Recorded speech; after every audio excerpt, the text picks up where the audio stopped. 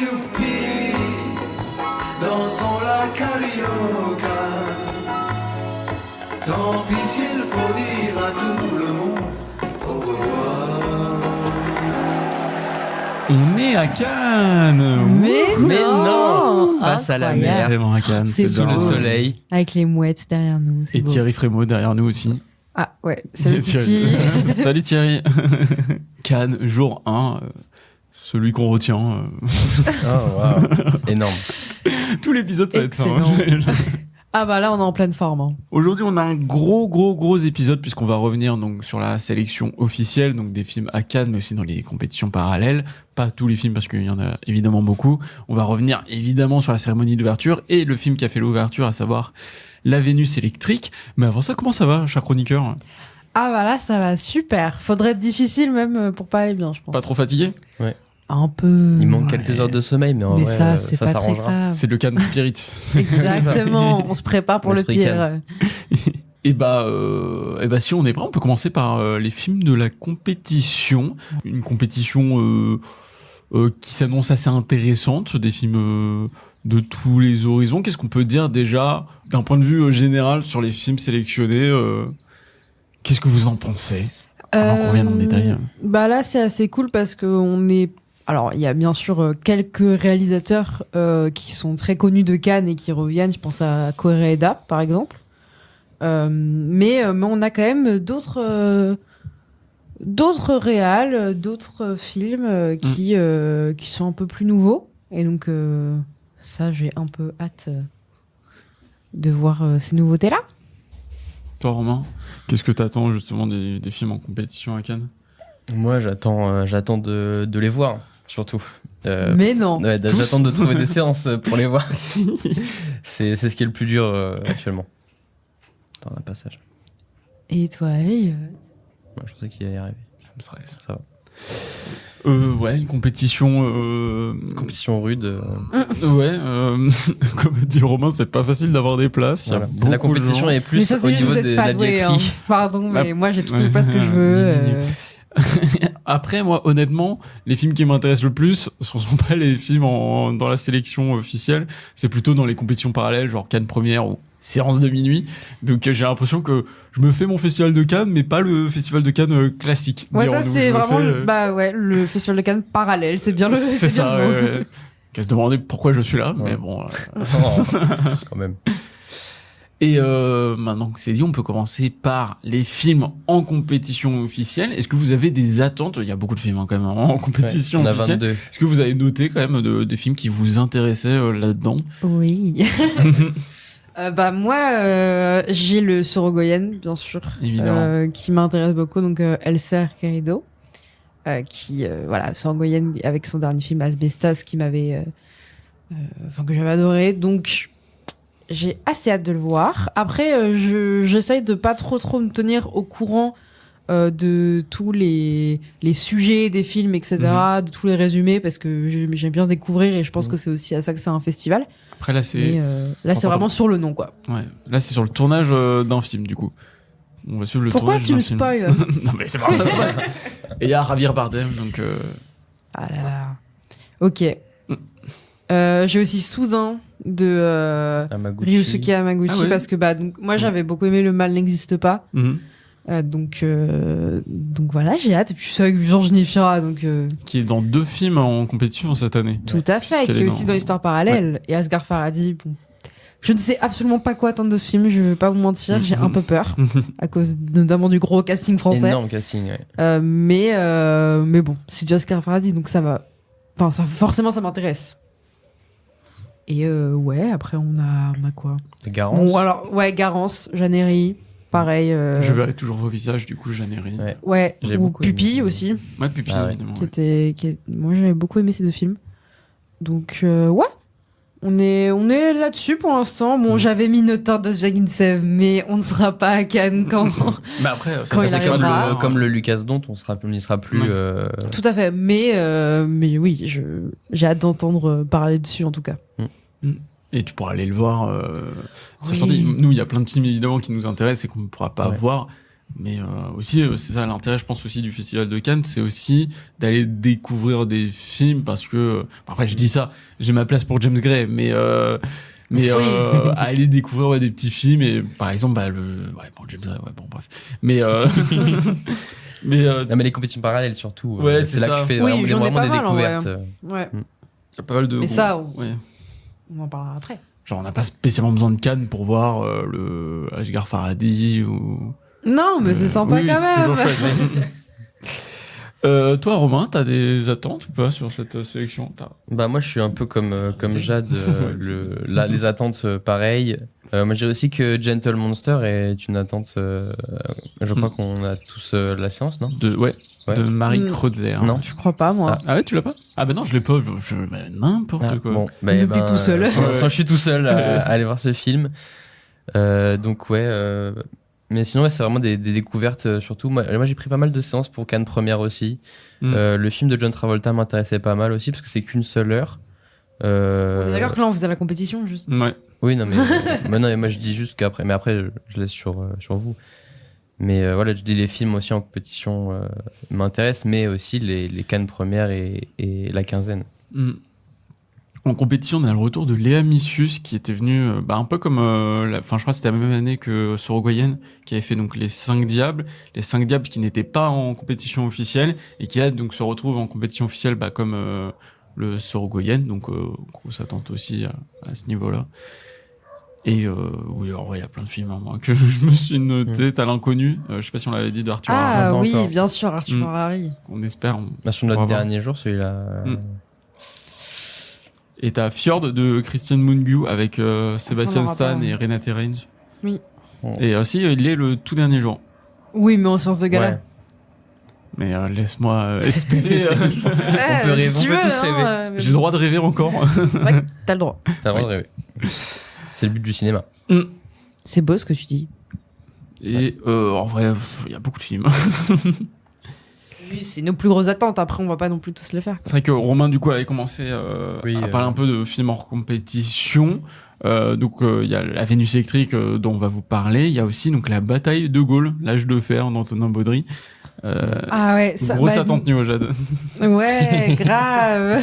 Bah, de manière, on va pas le, Non, on l'aura pas, le voir Non, là. malheureusement. Mais oui, bah, j'irai le voir quand il sortira, bien Oui, sûr. quand même. Oui. Bien évidemment. Mais après, en mais c'est parlant pas de guerre spécialement aussi, une attente. il y a aussi le Nemes avec Moulin qui est en Ça, c'est en compétition compétition, aussi. ouais. Avec encore Gilles, Ouais, j'ai le le bon vieux Gilou. Ouais. Un peu hâte de Un voir film en hors compétition, un film en comment il va compétition. être Gilou en moulin. Ce qui est marrant dans les films hors compétition, c'est que t'as aussi Karma de Guillaume Canet. Et donc, pour expliquer aux gens qui ne sont pas ici présents à Cannes, donc il y a une billetterie où on peut réserver les films. Et en fait, personne ne veut le film de Vraiment, de bah Guillaume alors, Canet. ouais, ce que je disais, c'est que l'année dernière, c'était Connemara. Voilà, si vous voyez ce film, si vous ne le voyez pas, regardez, c'est le même pitch que Partir un jour. Mais c'était Connemara où il y avait tout le temps des séances disponibles, vraiment aucun souci. Et là, c'est Karma. Voilà, chaque année, c'est comme ça. Mais il y a aussi donc le Nicolas Winding Refn. Je suis étonné qu'il soit en hors compétition. Ouais, c'est vrai. Bah, on verra Étonnant, bien ce que ça ouais. donne, mais. Et L'Abandon. Ah ouais, non, ça. Ça, je c'est, peux tellement pas le voir. Celui-là, c'est- Aïe, aïe, aïe. Qui sortira donc en même temps à Cannes et dans les salles de cinéma. En hors compétition, on a aussi Colonie. Ouais, bah, j'allais revenir après sur les séances de minuit. Tac. Ok. Là, je me faisais. Ouais, Cannes Première. On peut faire un petit tour du côté de Cannes Première, puisque tu as parlé donc du premier film de John Travolta qui s'appelle Propeller One Way Night Coach. Donc, c'est un documentaire qui raconte son premier voyage en avion au-dessus de Los Angeles. Tu nous en parleras, évidemment. Évidemment, je vous en parlerai. Moi, je m'étais noté en Cannes Première le Kyoshi Kurosawa. Je pense pas qu'on arrivera à le voir. Qui s'appelle Le Château d'Arioka, qui est donc un film de samouraï. Oh, putain, petite pensée à Lucas. Ouais, évidemment. Je pense fort à lui. Et Et d'ailleurs, en petite ouais. pensée à Lucas, on a le documentaire sur John Lennon de Soderbergh Oui, également. Aussi. Que Qu'on va t'as- voir pour le coup. Toi, t'as réussi à avoir une place, ouais. Oui. Trop fort. Et moi, j'ai réussi à avoir une place, mais avec Romain aussi, pareil, pour The Game, ou The Match. De Juan Cabral et Santiago Franco, qui revient en fait sur le match Argentine-Angleterre de la Coupe du Monde de 86, alors qu'il y avait la guerre des Malouines en cours, qui a donc opposé l'Argentine et l'Angleterre.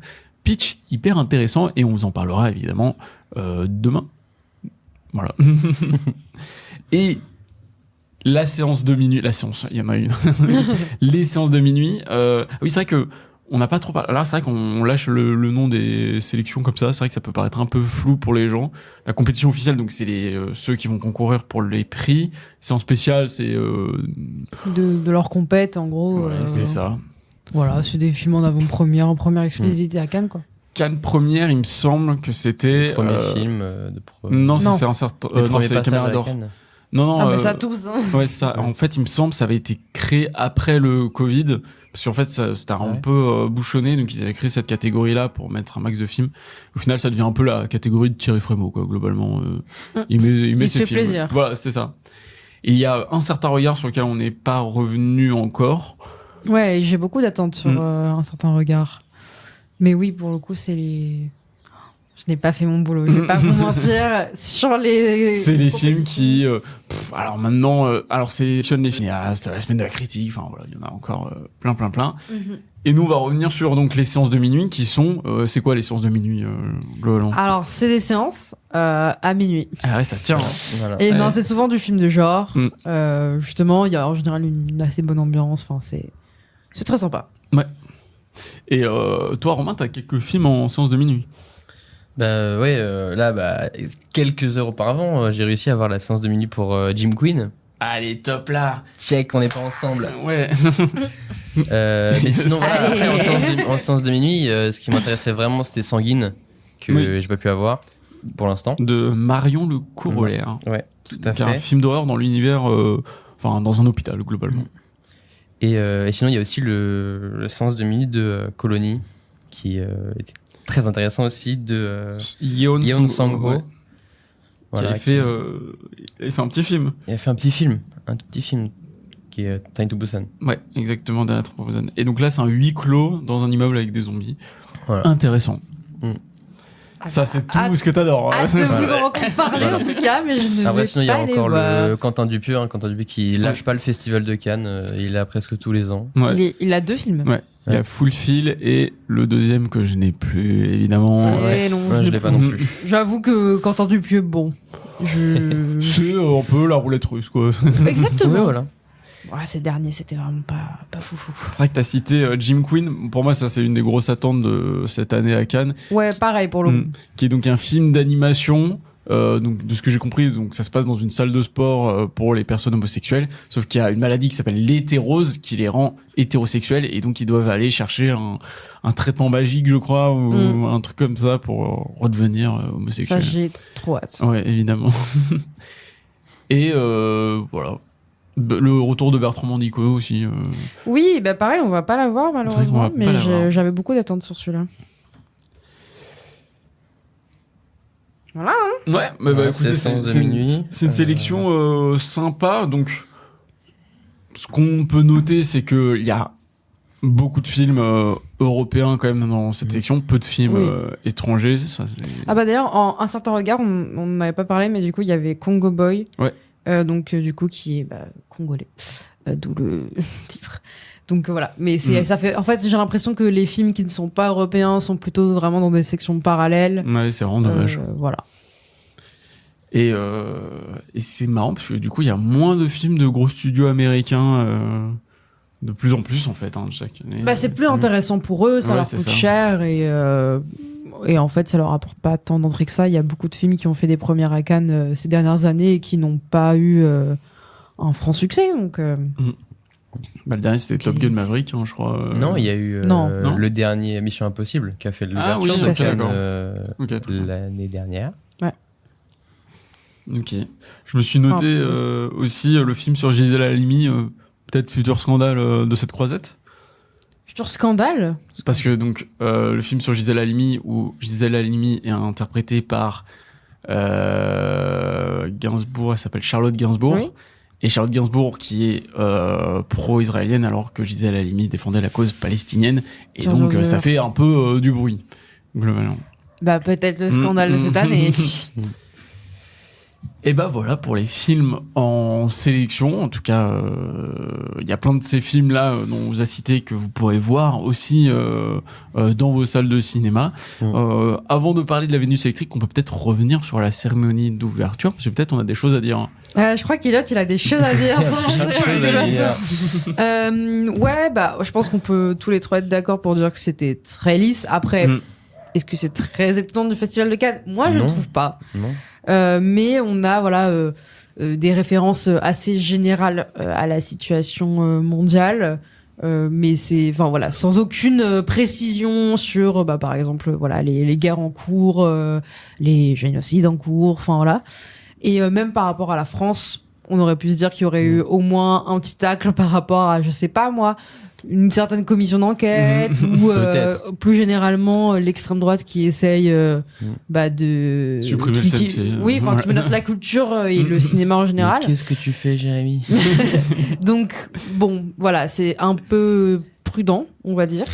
Mais je trouve que il y a eu des, par exemple, on parlait hier du choix de la chanson Get Back.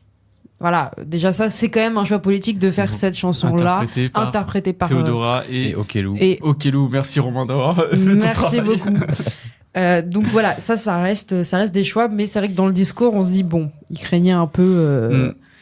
Je sais pas ce qu'il craignait exactement, mais C'est vrai que il j'ai avait un peu peur. repensé à ce que tu m'as dit.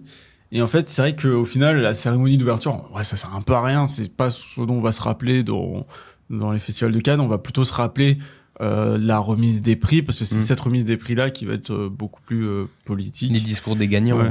Oui, en fait, c'est ça, c'est les artistes. Malheureusement, c'est compliqué d'avoir des discours politiques venant des instances du festival, et donc, en l'occurrence de la maîtresse de cérémonie, Yadara, qui s'en est très bien sortie d'ailleurs, quand même. Mais ce qui est étonnant, c'est que quand même, là, on a eu quelques heures après, en conférence de presse, Park Chan-wook qui a...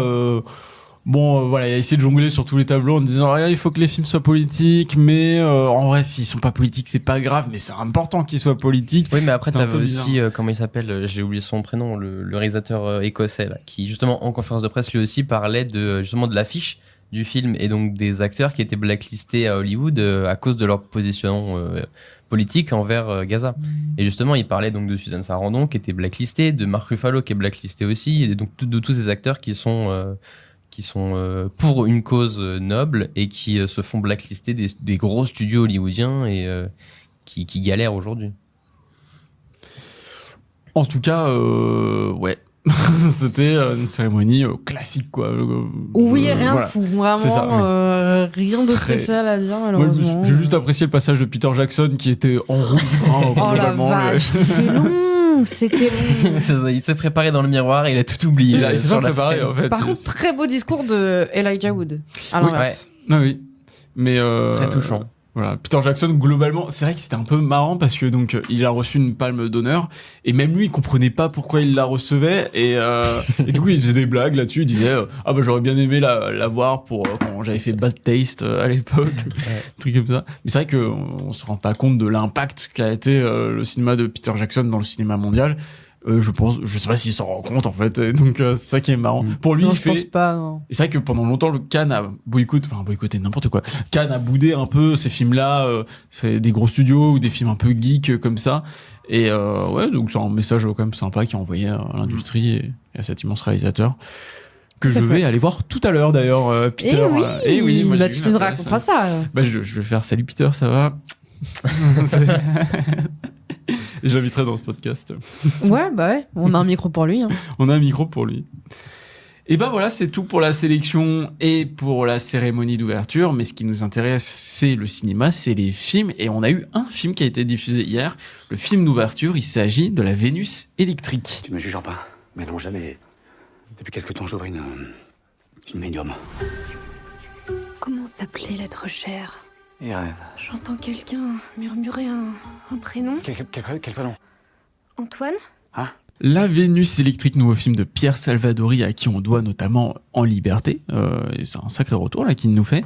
On y suit Antoine en 1928, qui est un jeune peintre en vogue, mais qui n'arrive plus à travailler depuis la mort de son épouse. Il va donc faire appel à Suzanne, qui est voyante, qui est médium, pour essayer de rentrer en contact avec sa défunte femme.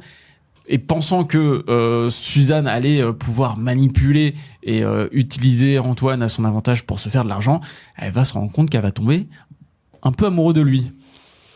Mais non, on s'y attendait pas à celle-là. On a un sacré casting puisqu'il y a Anaïs de Moustier, Vima Laponce, Pio Marmaille, Gilles Lelouch, Gustave Carven, qui étaient tous sur le tapis rouge. Le film a reçu une standing ovation. Peut-être avant de parler du film en lui-même, c'est un peu étonnant comme film d'ouverture, non ? Bah, enfin, tu vois, quand on voit, par exemple, l'année dernière, on a eu Partir un jour, je pense que, vu qu'on a quand même pas mal de films assez lourds à Cannes, parfois, dans leur sujet, tout ça, ils se disent, bon, bah, pour l'ouverture, on fait un truc un peu plus léger. Ça me choque pas, et pour le coup, je trouve que c'était plutôt un bon choix, honnêtement. Ok, d'accord. Bah alors, donc, moi, c'est pas un cinéma que je connais très bien. J'ai vu En Liberté, il y a pas longtemps, quand même. Pas mal. Pour faire mes devoirs, quoi. Il a fait La Petite Bande aussi, hors de Ah non, mais prix, il a fait plein de choses assez cool. En tout cas, En Liberté, moi, j'avais beaucoup aimé. Je trouve que ce réalisateur-là, il a vraiment une langue, enfin, au niveau des dialogues, une langue qui est très musicale et qui me parle beaucoup. Je sais qu'il y a toujours des petites phrases comme ça que je vais retenir et me dire, ah, celle-là, elle était jolie quand même. Donc, et puis même dans le film La Vénus électrique, ils en parlent souvent justement du fait de le but c'est de faire des belles phrases pour convaincre l'autre. Donc c'est vraiment le principe de la séduction par la langue, et je trouve que ça a toujours été très présent dans son cinéma. Et il y a plein de jeux sur les dialogues, notamment à un moment ils vont être choqués d'apprendre que Antoine, le personnage d'Antoine, a fait quelque chose, et ils vont répéter 6 ou 7 fois Antoine d'affilée, ça va devenir une sorte de musique. Armand, Oui, Armand. Voilà, donc voilà, il y a plein enfin, ce truc-là, il me séduit toujours chez lui. Après, voilà, on a quand même des parties très très convenues. Dans la mise en scène, on n'est pas sur quelque chose qui tente énormément de choses, je trouve. Mais moi, ce que j'ai beaucoup aimé, c'est par rapport au personnage de Vima Laponce, qui est en fait, qui nous a un peu présenté au tout début comme une sorte de, vraiment le mythe un peu de la muse de l'artiste. Donc justement, elle pose pour des peintres, et elle va notamment aussi poser pour Pio Marmaille à un moment. Et donc ça fait vraiment le côté, la femme qui inspire l'homme artiste, et on va vraiment finalement déconstruire, en tout cas démystifier ce statut de muse. Et ça, j'ai montré justement que à la fois en fait, elle a beaucoup plus d'importance que ça, et elle a beaucoup d'idées à apporter, et en fait c'est genre elle a une implication, sans elle, lui ne serait pas l'artiste qu'il est. Et en même temps, ça montre que ça limite leur relation aussi, tous les deux. Et voilà. D'ailleurs, c'est intéressant que le personnage de Vima Laponce, ce que je me suis noté, c'est que tout le monde dans ce film va manipuler l'autre à chaque fois. Genre même, comment il s'appelle, Antoine, à un moment, va manipuler le personnage de Suzanne à travers le biais de Irène, pour donner des avis sur ses tableaux, tout ça, alors que elle, le personnage de Vima Laponce, c'est la seule qui va juste vouloir aider, avoir un geste sympathique, honnête. Et du coup, c'est ce qui rend ce personnage assez attachant. Tout à fait. Mais c'est vrai que voilà, ce truc-là de la muse, je trouve qu'il est un peu contrebalancé par le personnage d'Anaïs de Moustier, qui au final est un peu réduite à cette relation-là, et qui vit vraiment dans la relation d'amour, même si on comprend que par rapport à sa situation sociale, tout ça, c'est ça qui la sort. Enfin, elle veut sortir de cette situation grâce à l'amour. Bon, voilà, ça reste un peu convenu. Après, il y a quand même un truc intéressant sur le personnage de Suzanne, c'est que donc elle va jouer le rôle de Irène, et donc je sais pas s'il y a toute une réflexion sur le travail de l'actorat, mais en tout cas, il y a des idées intéressantes sur justement cette double identité qu'elle va développer, et plusieurs fois, il va y avoir un montage parallèle comme ça, où dans certaines situations, on croyait voir Suzanne, en fait, on va voir le personnage de Irène, alors qu'elle est morte, elle n'est pas censée être là, pour montrer à quel point ce personnage continue de l'habiter. Et c'est marqué en plus dans un très beau plan où quand Suzanne, elle incarne Irène, donc elle met des petites lentilles blanches, et à un moment elle retire une des lentilles, elle n'a pas le temps de retirer l'autre, et là tu vas avoir deux yeux de couleurs différents, symbole justement de cette double identité. Et ça, bah c'est des idées de mise en scène, c'est des idées, c'est du symbole, et en même temps, bah c'est cohérent dans la narration. Et ce que je trouve c'est sa plus grande force au film, c'est que toutes les jolies idées de symbolisme qu'il va y avoir dans le film sont cohérentes dans toute la narration. Par exemple, à un moment, un baiser de la mort qui est cohérent, qui peut paraître lourd parce que c'est un outil de mise en scène, de narration qu'on a vu plein de fois, mais qui est là cohérent dans cette narration et qui passe assez bien du coup. Romain. Après, moi, ce que je peux ajouter, c'est l'ambiance aussi, parce qu'on est dans un Paris des années 20. Ouais. Donc un Paris très haut en couleurs, parce que franchement je trouve qu'il y a beaucoup de couleurs dans le film. Cette petite foire, donc c'est parce qu'on rappelle le personnage donc de Suzanne jouée par Anaïs de Moustier est en fait une jeune enfant recrutée dans le monde du spectacle et donc dans le monde de la foire. Ouais. Et donc tous les forains sont là. Le plan de départ qui nous montre un peu tous les corps de métier, que ce soit des gens qui font des acrobaties, etc. Je trouve que c'est très intéressant. Et puis même l'ambiance est bien représentée dans le Paris. Alors même si on n'y voit pas grand chose, hein, on tourne dans 3-4 rues, et après c'est surtout de l'intérieur. Ouais, t'as une image numérique à un moment de Paris, enfin tu sais ça, on sort de la foire en fait, et ça va te montrer le Sacré-Cœur et tout, tu fais c'était peut-être pas nécessaire. Là, mais c'est parce qu'il y en a qu'un seul, c'est pour situer qu'on est à la foire de Saint-Ouen, et voilà, donc on n'est pas très loin de Montmartre. Parce que donc l'ambiance est bien retranscrite, hein, tous les personnages, alors c'est vrai qu'ils ont un style de parole, comme vous disiez, qui fait un peu qui me paraît aussi un peu théâtreux dans un sens qui est plutôt intéressant. Et sinon on a comme vous disiez aussi des très belles formes de mise en scène. Moi j'ai pensé pas mal à la scène où tu sais Agnès de Moustier donc se met dans le personnage et s'immerge dans l'eau du petit fleuve où il se retrouve, et donc c'est Vima Laponce qui ressort, et après on découvre cette fameuse scène avec Armand. Et voilà, donc sinon le film, c'est vrai que c'est un film très léger. La comédie, il y en a pas mal. Ça rigolait un petit peu dans la salle. Oui, ça rigolait un petit peu. Personnellement, pour le coup, quand il y avait des blagues, j'ai plutôt rigolé. Oui, il y a un petit peu de comique de situation. Toi aussi, je t'ai entendu. Arrête de faire genre. Moi, je t'ai ouvert la bouche pour rigoler 2-3 fois quand même. Moi, je t'entendais. J'étais juste à côté de toi, je t'entendais. T'es sûr que c'était pas le journaliste allemand là qui puait la clope à côté de moi là? Waouh, c'était gratuit. C'est pour mes confrères journalistes, évidemment. Force à eux. Évitez de la cigarette juste avant la séance, les gars. Ou un petit mentos, quoi. D'ailleurs, alors, petite parenthèse, moi ça me rend fou que même donc dans des projections presse, les gens arrivent en retard avec flash allumé ou utilisent leur téléphone pendant la séance. Je me dis mais les mecs, on n'est pas au hall là, donc oui, j'avoue que c'est les journalistes des fois les pires spectateurs finalement. Évidemment. Et qui en plus là qui partaient avant aussi la fin, enfin il y a plusieurs personnes qui sont dès que la musique de fin se faisait tous partis. Même certains avant hein,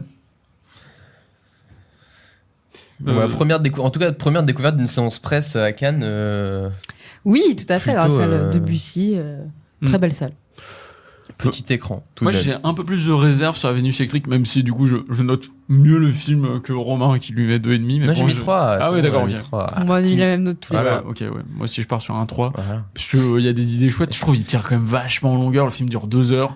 Il aurait vraiment gagné à amputer 30 minutes. Parce qu'il y a plein d'arcs narratifs dans le film qui, honnêtement, servent à rien, juste à ralentir tout le temps l'action.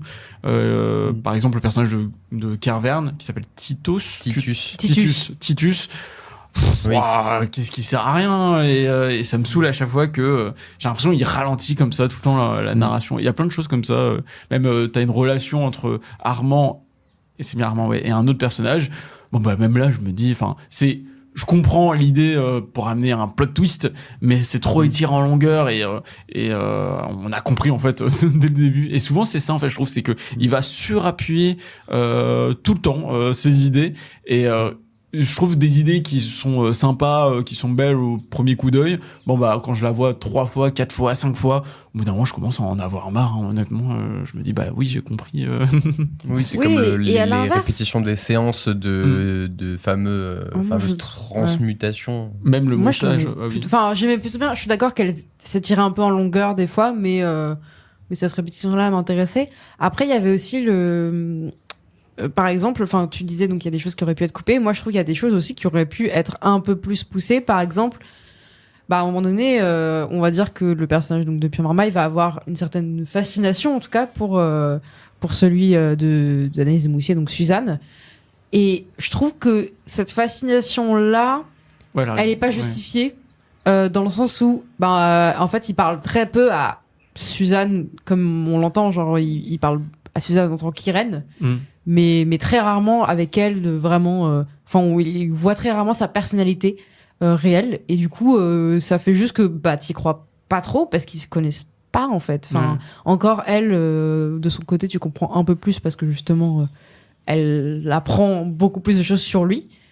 Mais ça va vraiment dans un sens, quoi. Donc t'as l'impression que ça. Après aussi, Ouais, je pense ça que tient c'est plus parce qu'il y a de- aussi un petit manque de temporalité projection. aussi. Au niveau du temps qui se passe dans le film, on n'est pas très aiguillé du tout. À un moment, on a les personnages qui donc mettent en place leur petit plan pour justement un peu extorquer le pauvre Antoine. Et derrière, plus loin, donc t'as des expositions de ces tableaux, mais tu sais pas combien de temps ils mettent, tu sais pas combien de temps. Au final, ils vont converser avec le nouveau personnage, donc la réincarnation d'Irène et Antoine. Combien de temps ils vont se parler, combien de temps ça va se mettre en place. Donc c'est ça qui fait aussi que ça donne un peu un truc où ça va à la fois, ça s'étire, mais t'es un peu perdu dans l'étirement justement. Ouais, bien sûr. Ouais. Donc ouais. Même sur l'époque, moi, il joue vachement sur ça, mais même si ça se passe dans les années 20, je sais jamais vraiment quelle époque me situer. Bon, j'ai pas l'impression qu'on est dans les années 20, mais du coup, moi, je trouve que c'est plutôt une bonne chose. Mais par exemple, tu vois, genre, quand elle sort un parapluie comme ça d'un coup, je me dis, ah ouais, trop bizarre, j'ai l'impression que c'est un truc hyper moderne, et parfois on va revenir Mais moi, c'est à une esthétique beaucoup plus ancienne. la galerie d'art Ouais, oui, que évidemment. je trouve très moderne. Ouais. Pour le coup, quand elle est rentrée dedans, je me suis dit, wow, on est allé dans une autre époque. Enfin, là, on Ouais, est c'est aujourd'hui, ça. quoi. Je verrais j'entrerais dans cette boutique-là aujourd'hui. Ça me choquerait pas, Ouais, quoi. pas de différence. Mais après, il y a quelques costumes aussi, des fois, qui sont un peu. Enfin, moi, j'en ai noté 2 ou 3, en tout cas ceux d'Anaïs de Moussier. À un moment, même Ouais. une chemise. Je trouve que ça sort direct du truc où tous les Ouais, autres tout à fait. personnages Après, ils sont je habillés pense un peu que plus classe, un peu J'ai plus. l'impression qu'il y avait une volonté Oui, c'est ça, de c'est faire vraiment une des intention, ouais. anachronismes, mais c'est vrai que du coup, j'ai du mal à comprendre pourquoi. Ouais, Ouais. mais je trouve moi ça passe quand même bien. Voilà, je trouve dans la DA générale. Et ce qui est rigolo, c'est que donc toute la direction artistique est très soignée. On est sur une esthétique un peu vintage, dirons-nous. Et en même temps, les dialogues sont incarnés comme quelque chose de très réel. Et Ouais, mais ça, je trouve ça marrant. bien. Ouais, Parce mais non, que, mais oui, c'est une bonne chose. pareil, genre, j'en ai un peu marre des films historiques qui veulent justement recréer le langage de l'époque et tout. De manière, on sait très bien. Enfin, je pense que n'importe quel linguiste qui regarde ce genre de film fait, c'était pas du tout comme ça. Donc voilà, là, je trouve ça bien qu'ils tentent pas et qu'encore une fois, on ressent vraiment la langue du réel en fait, et non pas une idée qu'on a de la langue des années 20. Et ouais, en fait, surtout que ça va être en décalage souvent, c'est que, par exemple, le personnage d'Antoine, quand il fait ses séances, il va parler, des dialogues qui sont hyper écrits, limite c'est de la poésie, quoi. Et à côté, t'as Anaïs Desmoustiers qui va manger du raisin et qui va dire « Je suis toujours là, Antoine ». Et ça, je trouve que ça fonctionne vachement bien. Et puis voilà, je sais pas si on a d'autres choses à dire. J'aurais dû prendre des notes quand même. Je sais que j'ai des choses hyper intéressantes à dire là. Mince. Après, c'est aussi pour justement donner envie aux gens de le voir. Oui, et, voilà. voilà, donc il est sorti en même temps dans les cinémas. Donc C'est franchement, pas un n'hésitez grand pas. film. C'est un petit film léger Voilà, qui ça. passe très bien en ce moment, je trouve. Et Mm. tout le monde est très bon dedans, pour le coup. Moi, tous les acteurs me convainquent totalement. Ouais. Surtout Anaïs de Moustier, moi je trouve Ouais, que c'est surtout celle qui Anaïs s'en de sort Moustier. le mieux. Quoi. Après, c'est Après, très très bonne actrice. C'est Anaïs de Moustier, quoi. Bah je sais pas, mais en tout cas Et là. puis je Marmaille, oh là là. Charmaine, il est Alors, très on voit, drôle. Il est beau, hein. Ah, il est beau, hein. Ah, il est beau. Ouais. hein. C'est quoi? C'est Apollon ou Hermès dans le film? J'ai oublié. C'est. Je crois que c'est Hermès. Non, Hermès. Hermès, ouais. Voilà, Il a c'est ses ça. petites ailes aux pieds. Aussi, ouais. Ah si, voilà, c'était sur le truc du deuil dont je t'avais parlé Mais hier. oui, en Voilà. plus, il fallait noter. Ah oui, fallait noter. Parce que donc le film va explorer plusieurs thématiques, notamment donc celle du deuil à travers le personnage d'Antoine, qui est endeuillé de la mort de sa femme. Et il y a un message assez intéressant, en tout cas une idée assez intéressante, de montrer que le deuil ne peut pas se faire en ressassant le passé. Parce que donc Anaïs Desmoustiers va tout le temps enquêter sur la vie d'Antoine pour lui rappeler des souvenirs de sa vie passée avec Irène. Et à un moment, en fait, elle va se retrouver limitée parce que les souvenirs dans le temps sont limités qu'il a eu avec sa femme. Et ça, je trouvais que c'était une idée intéressante et que ça nous l'est montré comme ça visuellement et pas juste dit à travers un dialogue un peu nul. Ouais, tout à fait. Et en général, il y a beaucoup. Enfin, on parlait beaucoup des dialogues, mais il y a beaucoup d'idées qui passent vraiment par la mise en scène, et ça fait toujours plaisir. Notamment toute la question aussi du point de vue. Les personnages vont beaucoup projeter sur les autres. Et après, nous, en tant que spectateurs, on va voir d'autres réalités, d'autres points de vue. Oui. Et on va pouvoir reconstituer le récit. Et sur les. Tout à l'heure, tu parlais du théâtre. Et il y a aussi vraiment ce côté, par exemple, par rapport au changement de costume très rapide. Donc, on a tout le truc de Suzanne avec ses yeux. Les lentilles qu'elle va changer, remettre, etc. Et donc, ça va toujours jouer justement. On est presque sur du théâtre ou même de la magie, en fait. Où on va chercher le moment où personne regarde pour faire son petit truc. Oui. Et en plus, ça va aller. Ça va être en parallèle avec les astuces de forain. Donc voilà, où par exemple on va voir quelqu'un qui lance des couteaux, on va voir le mec derrière qui met les lames du décor. donc exactement, donc du coup ça joue vraiment sur ces petites astuces là surtout que tout le film en plus c'est vraiment du théâtre de boulevard avec des mensonges, les non-dits, tout ça va s'incarner aussi dans un climax final où t'as toute la vérité qui va éclater, ça tellement gros que ça va en devenir bien sûr absurde, ça vous pouvez vous y attendre. Et oui, donc c'est vrai que c'est un genre qu'on voit beaucoup moins oui, tout à fait. et tout ça dans une rom-com, encore une fois, dans les années 20 donc ouais, c'est assez intéressant, original comme idée, voilà. Tout à fait. Cette fois-ci on est c'est bon cette fois-ci. Cette fois-ci. Les prochains épisodes seront plus carrés, on espère. On espère pour vous. Puis en plus, on va pas forcément voir les mêmes films, donc peut-être des fois il y aura genre une personne pour un film et donc ça ira vite, quoi. En tout cas, c'était le premier jour à Cannes. Oh là là, il va y avoir pas le dernier. Il va y avoir un épisode par jour, donc on espère que vous serez là. Nous, on sera là. Nous, on sera là. Nous, on sera ready. Peut-être pas. On va se lever tôt pour vous et tout. Hein. Ouais. Promis. Et rendez-vous demain. Rendez-vous demain. Rendez-vous demain. Il faut une phrase de fin là pour Cannes. Allez, bruit de mouette. Bruit de mouette. Bruit de mouette. On termine sur bruit de mouette. Ça va trancher, chérie. Mais non, qu'est-ce que tu fais? Il faut dire ça va couper, chérie, pas ça va trancher.